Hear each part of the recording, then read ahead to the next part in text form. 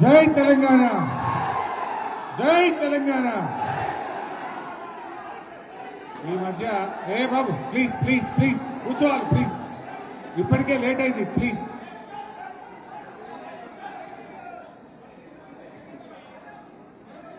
ఇంత వర్షాన్ని కూడా లెక్క చేయకుండా తెలంగాణ నలుదిక్కుల నుంచి ఉదయాన్నే లేచి ఈ తెలంగాణ విద్రోహ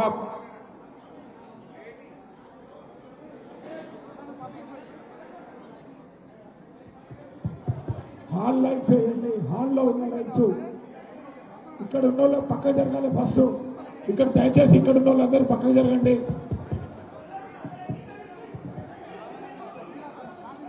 మిత్రులారా, ఇంత వర్షాన్ని లెక్క చేయకుండా ఉదయాన్నే లేచి ఈ దుర్మార్గపు ఈ విద్రోహ కాంగ్రెస్ పాలనను అంతం చేయడానికి రాష్ట్రం నలుమూలల నుంచి తరలి వచ్చిన యువ కిషోరాలందరికీ స్వాగతం, సుస్వాగతం. మన అధ్యక్షుడు గెల్లు శ్రీనివాస్ యాదవ్ గారు మనందరికీ ఇంత మంచి ఆతిథ్యం అందించినటువంటి స్థానిక ఎమ్మెల్యే మిత్రులు గౌరవనీయులు లక్ష్మారెడ్డి గారికి, గౌరవ కార్పొరేటర్లు, విద్యార్థి విభాగం మరియు పేర్లు తీసుకోవట్లేదు, టైం లేదు కనుక, సీనియర్ నాయకులకు, మీడియా మిత్రులకు అందరికీ పేరు పేరున నమస్కారం.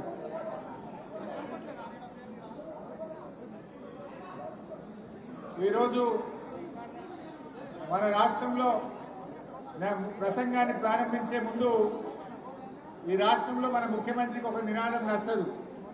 ఏంటిదా నినాదం? ఒక్కసారి ఆయనకు వినబడేటట్టుగా గట్టిగా జై తెలంగాణ, జై తెలంగాణ, జై తెలంగాణ, కేసీఆర్ గారి నాయకత్వం, కేసీఆర్ గారి నాయకత్వం. ఈ మధ్య మీరు కూడా చూసే ఉంటారు, ప్లీజ్ ప్లీజ్, ఈ మధ్య మీరు కూడా చూసే ఉంటారు. ఓ సినిమా ఫంక్షన్ లో అల్లు అర్జున్, బాలకృష్ణ కూడా మీటింగ్ అటెండ్ అయింది. అల్లు అర్జున్ కూడా జై తెలంగాణ అన్నాడు ఉపన్యాసం అయినాక. అన్నడా? బాలకృష్ణ కూడా జై తెలంగాణ అన్నాడు. అన్నడా? కానీ రేవంత్ రెడ్డి మాత్రం జై తెలంగాణ అంటది. ఆయనకు నిద్రలో కూడా జై తెలంగాణ యాదికి వస్తుంది, కళలో కూడా కేసీఆరే కనబడుతుంది. ఈ మధ్య రేవంత్ రెడ్డి ఎక్కడ ఉపన్యాసం ఇచ్చినా కనీసం ఒక 30 సార్లైనా కేసీఆర్ను తలుచుకుంటాడు. కేసీఆర్ను తలుచుకోకుండా రేవంత్ రెడ్డి మాట్లాడలేడు, ఆయన ప్రసంగం ఉండదు. ఎందుకంటే రేవంత్ రెడ్డి మన ఆత్మగౌరవ నినాదమే జై తెలంగాణ. ఆ నినాదాన్ని కనుమరుగు చేయాలని కుట్రలు చేస్తా ఉన్నాడు. ఈ మధ్య రేవంత్ రెడ్డి జై తెలంగాణ కాదు, ఏమంటుండు? జై ఢిల్లీ, జై సోనియా గాంధీ, తప్ప జై మోడీ అంటాడు. బడే భాయ్ చోటే భాయ్. అంతకు మించి జై తెలంగాణ మాత్రం అనడానికి ఆయనకు నోరు రాలేదు కూడా. ఎందుకంటే ఆనాడు తెలంగాణ ఉద్యమంలో మీ అందరికీ తెలుసు, ఇంట్లో కొంతమంది పాత ఉద్యమకారులు ఉన్నారు, కొత్త తరం విద్యార్థి నాయకులు ఉన్నారు. ఆనాడు ఉద్యమం జరిగేనాడు కేసీఆర్ గారి నాయకత్వంలో రాజీనామాలు చేయాలంటే బీఆర్ఎస్ పార్టీ ఎమ్మెల్యేలు, ఎంపీలు, మంత్రులు, ఎంపీలు అందరం రాజీనామా చేశాం. రాజీనామా చేయకుండా పారిపోయిన వాడు ఎవడన్నా ఉన్నాడంటే అది రేవంత్ రెడ్డి, కిషన్ రెడ్డి. కేంద్ర మంత్రి కిషన్ రెడ్డి రాజీనామా చేయలేదు, ఈనాటి ముఖ్యమంత్రి రేవంత్ రెడ్డి రాజీనామా చేయలేదు. జిరాక్స్ కాగితం ఇచ్చిండు రేవంత్ రెడ్డి. రాజీనామా చేయాలని ప్రజలందరూ తిరగబెడితే ఇచ్చినట్టే ఇచ్చిండు, కానీ జిరాక్స్ కాగితం ఇచ్చిండు స్పీకర్. ఒరిజినల్ ఇస్తే ఏడా యాక్సెప్ట్ చేస్తాడో, ఎక్కడ మళ్ళా ఎలక్షన్ పోవాలో అని జిరాక్స్ కాగితం ఇచ్చిన వ్యక్తి రేవంత్ రెడ్డి గారు. అంటే ఆనాడు ఉద్యమ కాలంలో ఉద్యమకారుల మీద తుపాకులు ఎక్కుపెట్టి రైఫిల్ రెడ్డిగా పేరొందినాడు. ఇవాళ రేవంత్ రెడ్డి ఎన్ని నాటకాలు ఆడినా చరిత్రలో మాత్రం ఆయన తెలంగాణ ద్రోహిగానే మిగిలిపోతాడు. తెలంగాణ ద్రోహుల చరిత్ర ఒక లిస్ట్ అంటూ రాస్తే మొదటి పేరు చంద్రబాబు నాయుడు ఉంటే రెండవ పేరు రేవంత్ రెడ్డి పేరు ఉంటుంది. ఎందుకంటే అది ఎన్నిటికీ తుడిచిపెట్టుకోపోలేదు.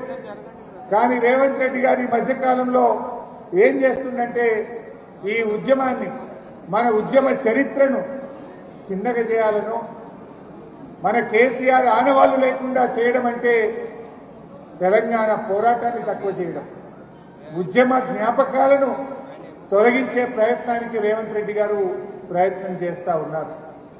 నేను ఒక విషయం మీకు చెప్పాలి.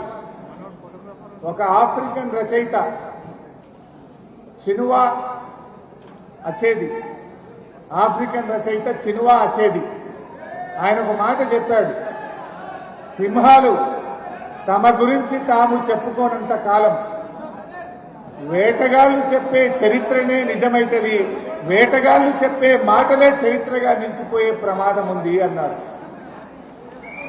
అందుకే ఈరోజు రేపటి తరం నాయకులుగా, రేపటి భవిష్యత్తు నాయకులైనటువంటి మీరు, మనము మీకు ఒక మాట నేను చెప్పాలని అనుకుంటా ఉన్నా.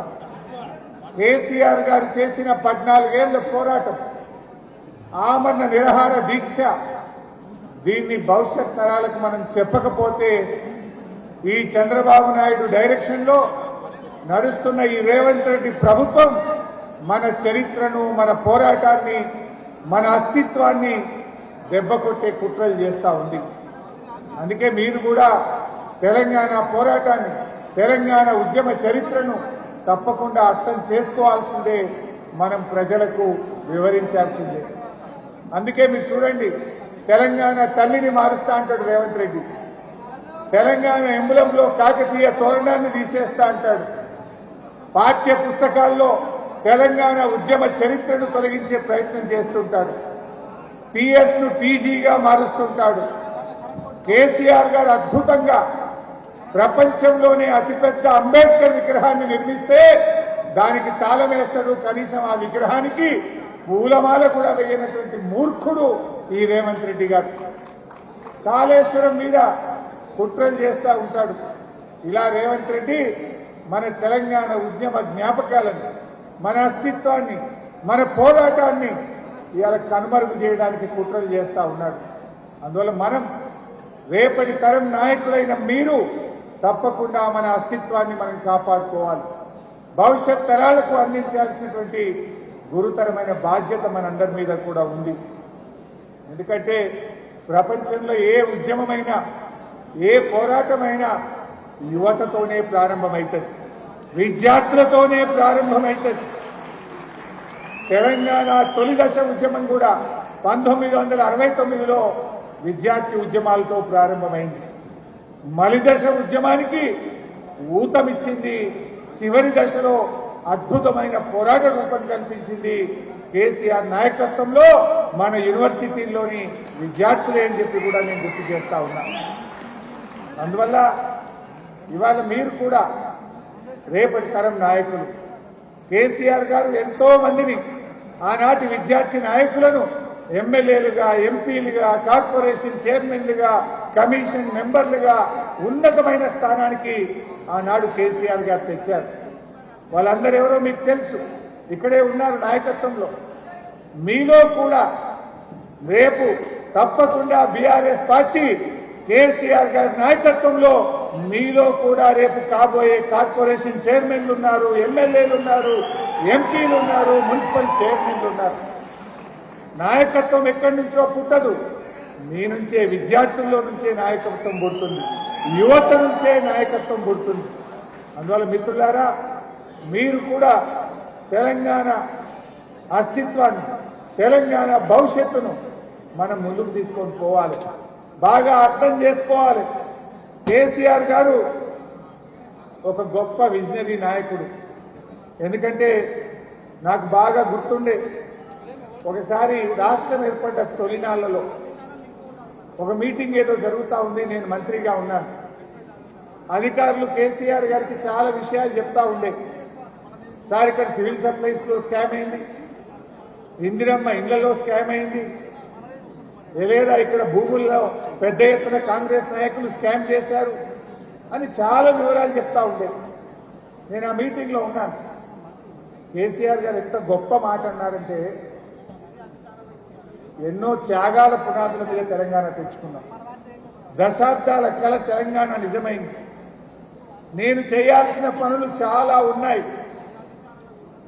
నేను కృష్ణా గోదావరి నీళ్లను తెలంగాణ బిళ్లలోకి మలపాల్సిన బాధ్యత నా మీద ఉంది, తెలంగాణ ప్రజల ఆశలను ఆకాంక్షల్ని నిజం చేయాల్సిన బాధ్యత నా మీద ఉంది. నేను ఈ చిల్లర పనులు నేను చేయను, చట్టపరంగా ఏం చేయాలనో మీరు చేసుకోండి, కానీ కాంగ్రెస్ వాళ్ళ మీద కేసులు పెట్టుడు, పగబట్టుడు, లోపలేసుడు, ఈ చిల్లర వ్యవహారం నేను చేయను. నేను 14 ఏళ్లు పోరాడి చావు నోట్లో తలబెట్టి తెలంగాణ తెచ్చిన నా పని అంతా కూడా ఈ రాష్ట్ర అభివృద్ధి మీద ఉంటది, ప్రజల ఆకాంక్షల మీద ఉంటది అని చెప్పిన గొప్ప నాయకుడు కేసీఆర్. కేసీఆర్ ఏ రోజు కూడా పగ, ప్రతీకారం, కుట్రలు చేయలేదు. నేడు రేవంత్ రెడ్డి ఏం చేస్తుండో మీ అందరికీ తెలుసు, అది నేను లాస్ట్లో చెప్తాను. కానీ ఈరోజు మన ఉద్యమ ట్యాగ్ లైనే